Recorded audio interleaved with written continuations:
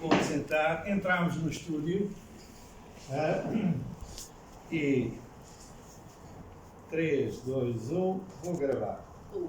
Ora viva, estamos aqui em direto na Casa de Macau, na aprazível Salão de Chá, numa das nossas atividades que é o chá da tarde à conversa com.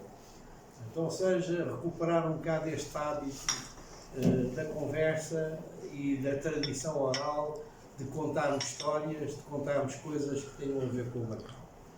E hoje trouxemos aqui um convidado, que é uma ilustre figura de Macau, quer de vivência, quer de referência, quer de experiência, para fazermos aqui uma conversa em aberto, mas com um tema de fundo. Vamos tentar que estas conversas na Casa de Macau sejam ou tenham a ver com aquilo que nós chamamos memórias e vivências. E isto porquê? Porque a riqueza dos sócios da Casa de Macau tem a ver com esta situação de todos nós termos histórias e vivências. E é uma pena se nós não conseguimos, ou se nós não fizermos um esforço para registar este tipo de prestação oral, mesmo que não seja de uma forma muito estruturada. Portanto, o que interessa é que as pessoas falem das suas vidas, da experiência que têm e até da forma como elas veem Macau, como elas veem os macaenses e o propósito desta iniciativa é, para além de estarmos aqui no convívio, que haja um registro que fique para a posteridade e que vá mantendo este legado que é a riqueza dos sócios da Casa de Macau. E começamos precisamente com uma figura que para a comunidade macaense é conhecidíssima, Vítor Serra de Almeida. Eu não vou tratá-lo por doutor, deixo estes títulos caírem, e que é uma pessoa que tem de certeza muita coisa para nos contar. No entanto, eu coloquei-lhe aqui um segmento para não se perder muito, que era para nos falar da década de 50 em Macau, que eu penso que é onde ele tem alguma riqueza de conteúdos e de experiência, e então eu lançava um bocadinho este desafio ao Vítor, que era, quando a gente fala na década de 50 em Macau, o que é mais importante referenciar? Terminaste? Eu vou interrompendo à medida que achar necessário. Felicidade. A felicidade desses anos. Vivida nesses anos. Um período excepcional que só me deixou boas memórias, por isso mesmo é que eu gosto de falar delas, porque se falasse de coisas más, podia ser levado a entrar num capítulo de masoquista e não quero ser. Portanto, é isso. Foi uma felicidade extrema ter vivido esse tempo ali. Mas por ser Macau. É o contexto daquilo que eu tenciono sublinhar e salientar, porque é que eu fui feliz, eu e toda a minha geração, ali, e naquele tempo. Apesar de determinadas coisas não correrem bem, como era impossível correr tudo bem. Não era possível. Como é que era a vida em Macau? Era isso que ia explicar. E já agora, uma pergunta logística muito concreta e objetiva. Quanto tempo é que eu tenho para fazer a minha exposição? Quando eu achar que a situação está dentro do tempo razoável, para ser lançada como podcast, eu lanço a pergunta final. Bem, aí por volta das 3 horas da tarde do próximo sábado. Não está bem. Fica combinado então. Ora bem, Macau, anos 50, que eu classifiquei da época mais feliz da minha vida, pode até parecer exagero, mas não é. É isso que me vem de dentro. Então vamos ver o que era Macau nos anos 50, na minha perspectiva, no meu olhar de miúdo. Fui para lá com 9 anos, em 49, entrei nos 50, com os olhos esbugalhados de querer ver e querer perceber as coisas, e ainda bem que eram assim, porque fui captando muita coisa que me agradou, e portanto essa visão para um jovem de 10 a 18 anos, 19 anos, a impressão visual é uma, a interpretação na altura era uma, depois essa interpretação, como é natural, foi evoluindo e sendo limada à medida que a idade do espectador dos anos 50 ia também evoluindo na sua idade e evoluindo no seu armazém de saber, que é o nosso cérebro. Ora bem, anos 50, o território. Conhecemos onde é que era isto de Macau, o que é que era isto de Macau em termos de território. Infelizmente não temos aqui a aparelhagem logística para apresentar os mapas dos anos 50, mas a maior parte das pessoas que conheceram Macau lembram-se do Macau antigo, em que era aquela figura de dragão alongado, e como sabem, a influência chinesa em Macau é notória, e depois fazem sempre aquelas semelhanças com os animais que dão sorte ou dão azar, etc. Era um dragão, não sei o quê, adormecido, se não era adormecido, estava acordado, não interessa, que era a Baía da Praia Grande, ainda tinha o seu contorno, até à estátua do Ferreira do Amaral, mas já era moderno a isso, porque tinha vindo dos aterros feitos nos anos 20 e 30, que era o Porto Exterior. Portanto, e em termos de arquitetura, era aquilo que foi classificado várias vezes de uma vila/cidade mediterrânica no Extremo Oriente. Até se pode aceitar. Casario baixo, primeiro andar, segundo andar no máximo, a fortaleza do monte vê-se de todos os lados. A fortaleza da Guia, o farol da Guia ainda mais se via, Monrá vê-se de todos os lados também, onde a Casario deixava ver as colinas e os espaços verdes que havia, e havia bastante espaços verdes nos anos 50. Eu menciono o monte porque uma razão muito importante. Como sabem, Macau é uma terra sujeita a tufões e, portanto, havia que alertar a população daquilo que estava para vir, consoante o número dos tufões que vinham. E então içava-se o sinal na fortaleza do monte, porque toda a gente via. Era número tal, e pronto, estava o assunto arrumado, sabia-se qual era o perigo que estava a vir. O território era pequeníssimo na altura, éramos nós obrigados a saber a área de Macau, que andava à volta de 15 km². Imagine-se.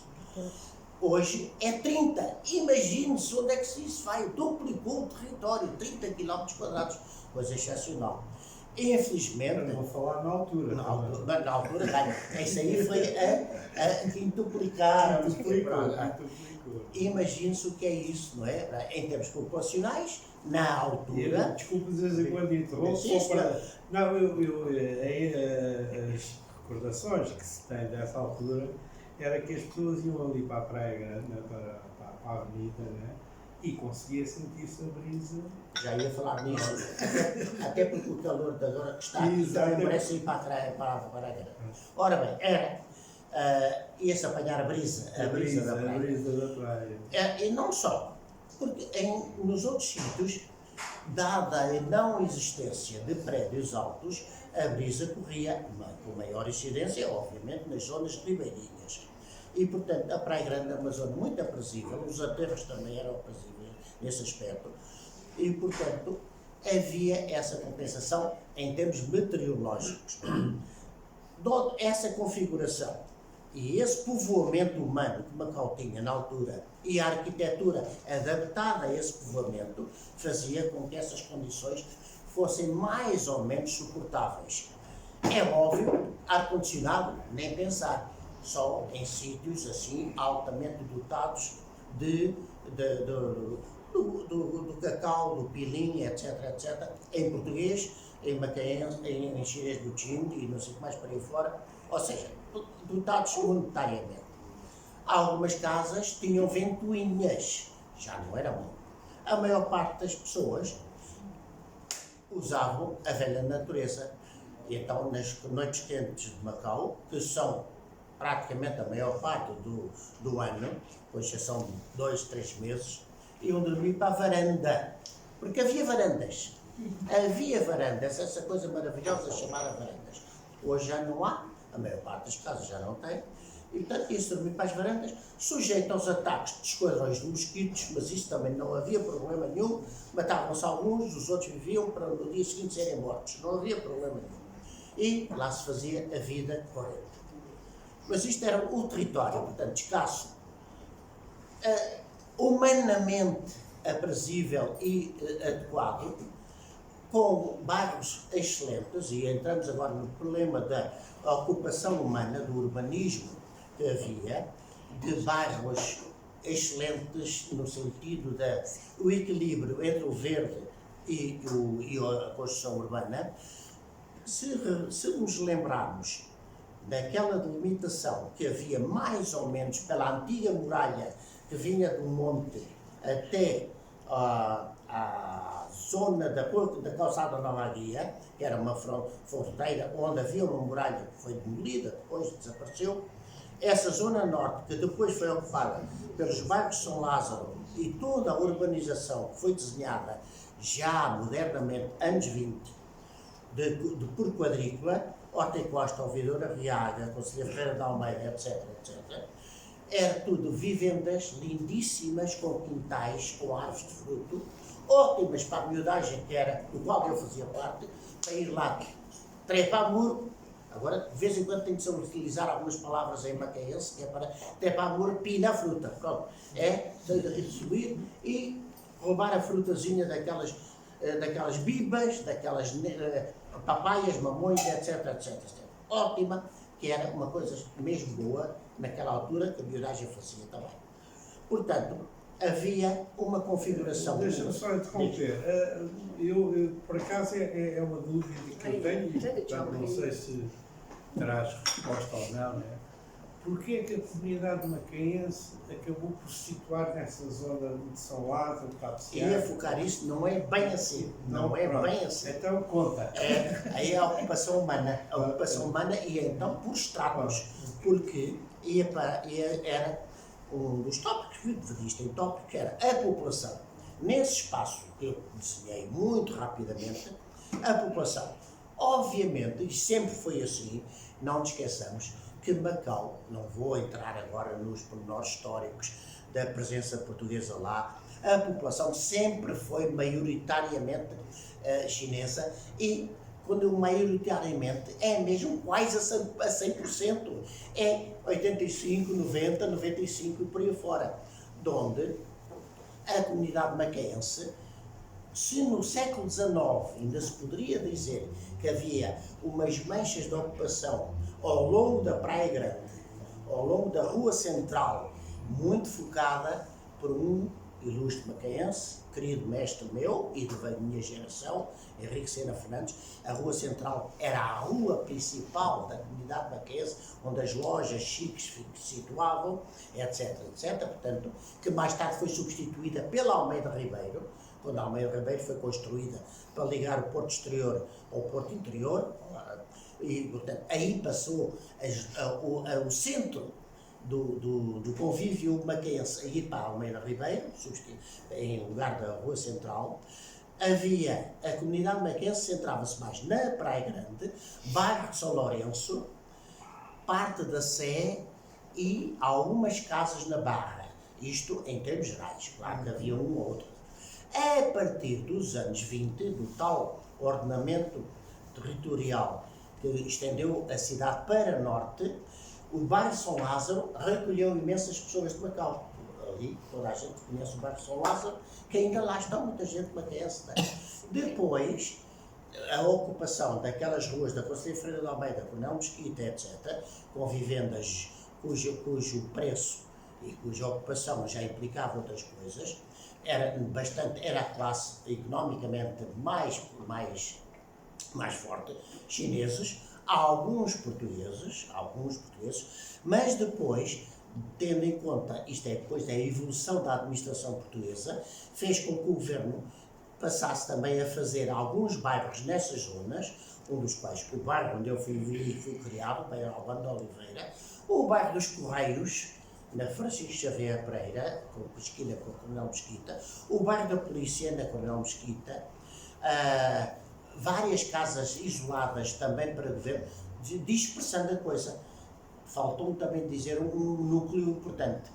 Na Barra, mercê da ocupação profissional das pessoas que trabalhavam na capitania e nas oficinas navais, havia também vários núcleos de residências de pessoas que trabalhavam nessa função ali, junto à capitania e junto às oficinas navais.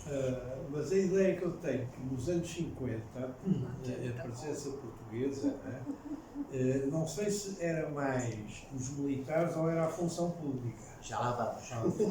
Então eu vou-me antecipando sempre um pouco. Antecipa a verdade que está aqui. Ora bem, ao longo da história de Macau, também é sabido, as comissões militares tiveram imensa importância no aspecto demográfico português e no aspecto cultural também, porque as comissões militares vinham rejuvenescer a comunidade maquense, vinham trazer sangue novo à comunidade maquense, porque a comunidade maquense fortíssima, foi sempre a base. Eu penso que muita gente não tem essa ideia, né, de que a questão militar, né, nesse período de Macau, foi de contingentes enormíssimos. Enormíssimos, entre aspas. Houve sempre presença, a partir de certa altura, houve presença militar em Macau e esse aspecto humano foi excepcional. A introdução de sangue novo na comunidade maquense. Eu penso que é raríssima a família maquense que, ou na primeira ou na segunda, numa geração qualquer lá para cima, tem de ter um sujeito qualquer que o Forjares, na sua obra monumental, vem da família maquense, vem dizer que é a família tal, que depois começa o senhor não sei quantos, assentou praça em mil não sei quantos, em Tavira, ou em Vila Nova de Cerqueira e tal, e foi para Macau com a companhia tal, onde casou com a dona Genoveva na freguesia da Sé, onde São Lourenço tal. A partir de mais uma família. Portanto, é inevitável, sei lá, eu quase que me arrisco a dizer, 90 não sei quantos % é daí, vem da conjugação de... E isso reforça imenso a comunidade maquense. Era a nova injeção. Anos 50, portanto, a história é essa. Ao longo do século XIX, todas essas comissões que havia, e o século XX já até 50. 50 temos um pormenor importantíssimo. Qual é o contexto socioeconómico político de Macau nos anos 50?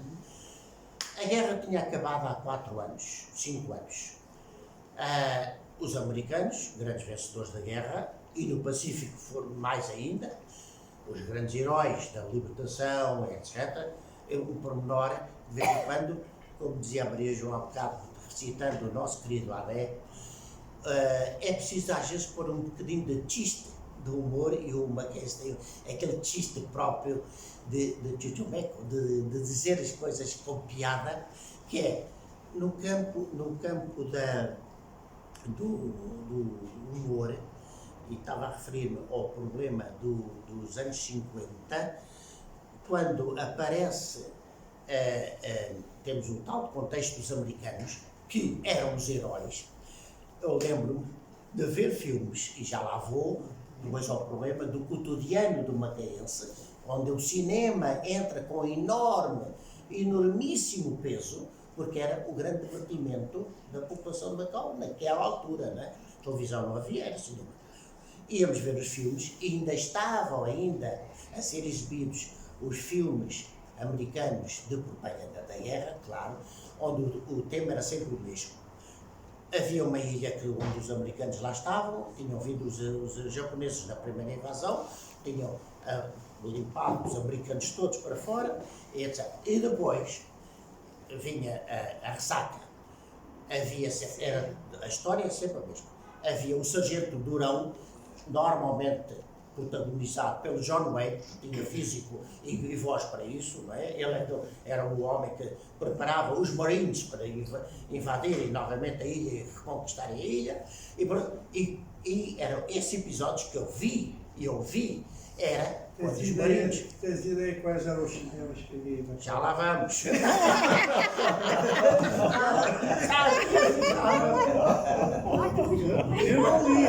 não li o teu guião. E quando os americanos desembarcavam depois, já bem preparados pelo John Wayne, a reconquistar a ilha, a assistência batia palmas, eu ficava ali estacionado, batia palmas, porque os americanos estavam a limpar os japoneses, né? Lembra-se disso? Ora bem, portanto, estamos este contexto, estamos no começo dos anos 50. Tinha acabado a guerra, entretanto, e um acontecimento que foi muito importante, como é lógico, a chegada do Exército Popular de Libertação ao sul da China. Eu tive o privilégio, não é privilégio, mas tive a ocasião de ver a chegada à Ilha da Lapa e àquelas ilhas circundantes de Macau. Vi combates ao vivo de vedetas, não eram cruzadores nem porta-aviões, vedetazinhas dos comunistas e dos nacionalistas. Vi, porque morava na altura num palacete ali na Penha, ao pé do Palácio do Governador, que era de uma família macaense de médios, com uma belíssima vista para a foz do rio, e via aquilo. Eu estava a ver um filme ao vivo, era a guerra das vedetas comunistas contra as nacionalistas, e vi, portanto, aconteceu a chegada do Exército Popular de Libertação à China e a consequente transformação de Macau de um dia para o outro, que quando a coisa foi concretizada, no dia seguinte eram bandeiras comunistas por tudo o que era lado, num território português que não reconhecia a China, e tudo vivia em plena paz, em pleno sossego, e nunca houve nada de especial. Isso é Macau no seu melhor. Ora, essa vinda mudou, claro. Eu não vou entrar agora em considerações de ordem política por causa do não reconhecimento por nós da China, que foi um perfeito disparate. Mas podes entrar, não há censura ainda. Não é por isso, é porque depois falta o tempo para outras coisas, não é?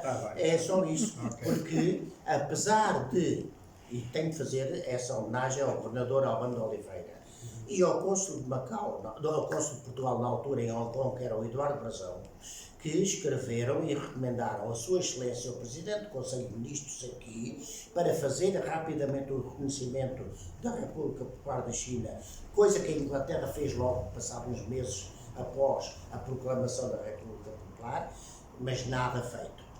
Enfim, viremos depois as sequelas disso, com agravos, mas por outro lado também às vezes serviu também para fazer uns negócios muito interessantes, que não interessa agora dizer os protagonistas desses negócios que fizeram no contrabando de coisas proibidas pelos americanos, mas que entravam na China.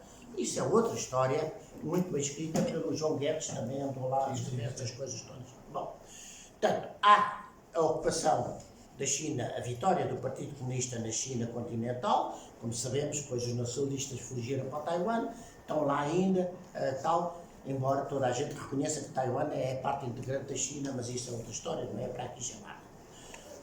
E depois, outro acontecimento também importantíssimo, rebenta a Guerra da Coreia nessa altura, dos anos 50.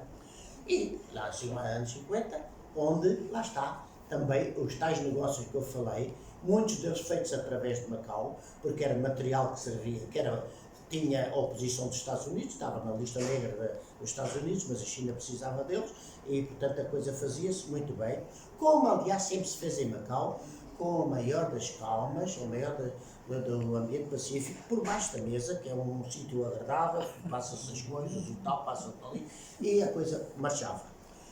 A Guerra da Coreia foi um acontecimento que marcou todos, porque independentemente da chegada do Exército da Libertação lá, porque nós miúdos, não ligávamos a isso, estávamos ali contentes e felizes a brincar e a jogar aos jogadores, mas os adultos tinham medo que, será que os chineses chegam às portas de aqui e param ou não? Esse era o grande dilema, a grande dúvida.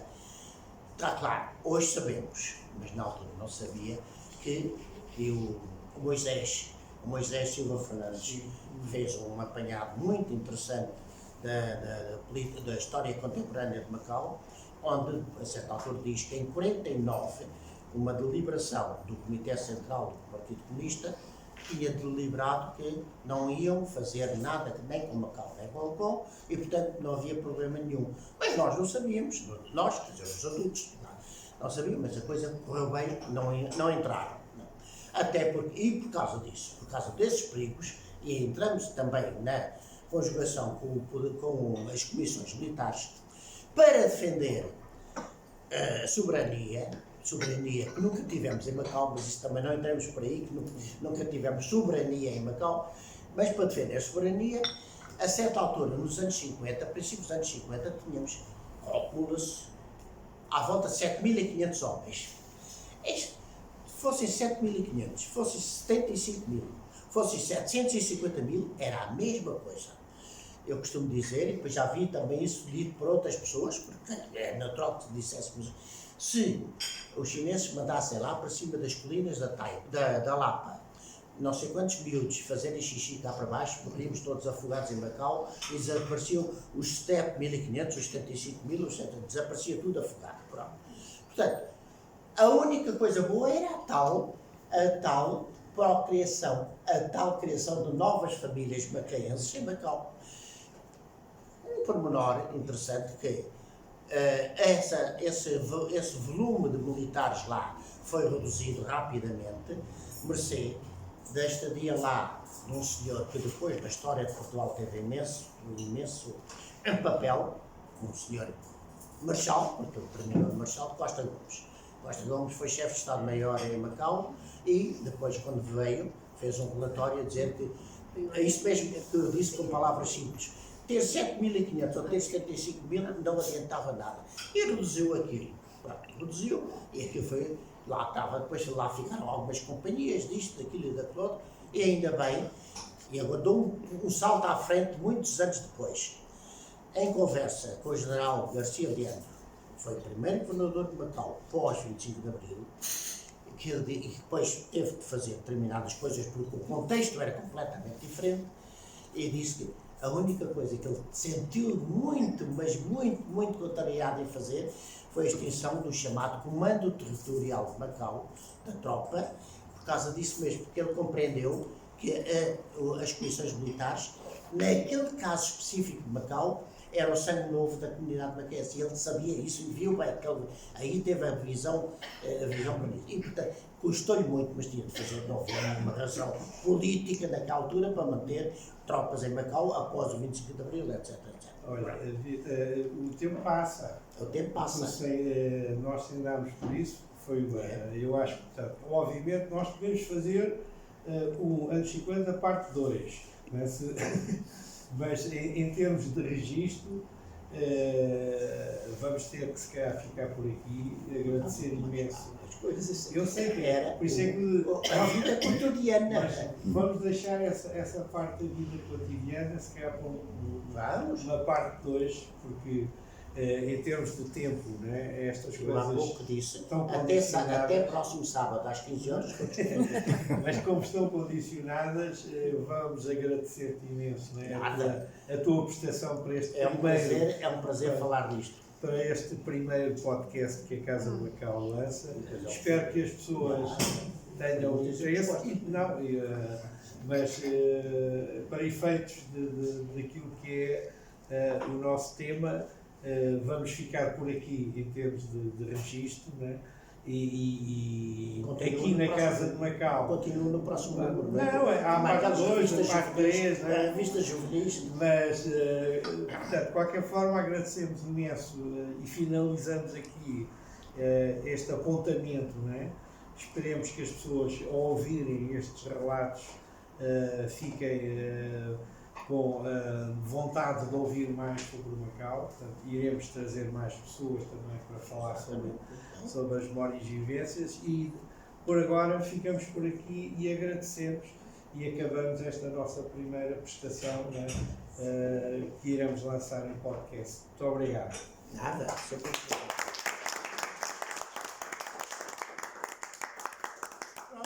A parte de gravação acabou, agora podemos, né?